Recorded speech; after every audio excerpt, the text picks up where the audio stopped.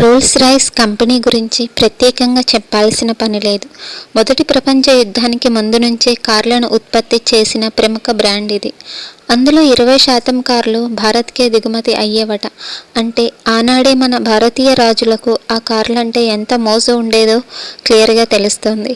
అలాంటి లగ్జరియస్ కార్లతో ఓ భారతీయ రాజు నగరంలోని వీధులను ఊడిపించేందుకు ఉపయోగించారట.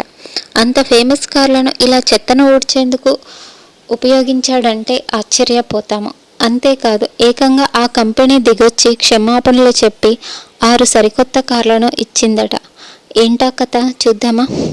ఆ భారతీయ రాజు పేరు రాజస్థాన్లోని అల్వార్కి చెందిన ప్రముఖ మహారాజు జైసింగ్. ఆయన వీటిని కొనాలని అనుకుంటే ఒకేసారి 3 రోల్స్ రాయ్స్లను కొనుగోలు చేసేవారట.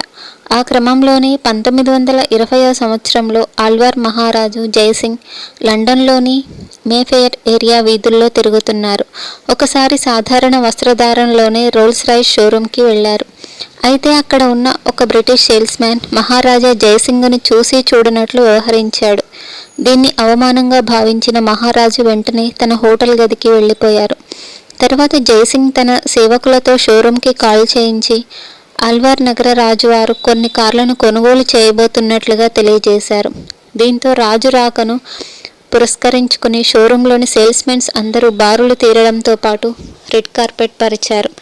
అప్పుడు రాజు షోరూంని సందర్శించి అక్కడ 6 కార్లు ఉంటే అన్నింటినీ ఒకేసారి కొనుగోలు చేశారు.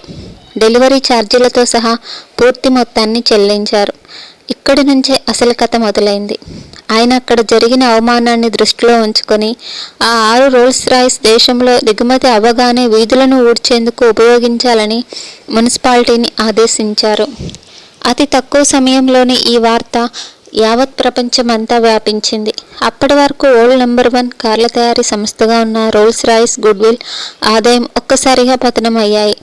దీంతో కంగుతున్న రోల్స్ రాయ్ వెంటనే తమ ప్రవర్తనకు క్షమాపణ చెబుతూ మహారాజా జైసింగ్కు టెలిగ్రామ్ పంపింది.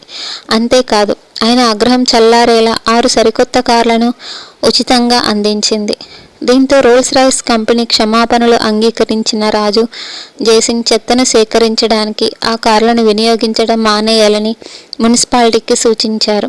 ఏది ఏమైనా భారతీయ రాజు దెబ్బకు బ్రిటన్ రోల్స్ రాయ్స్ కంపెనీ గడగడలాడింది కదా.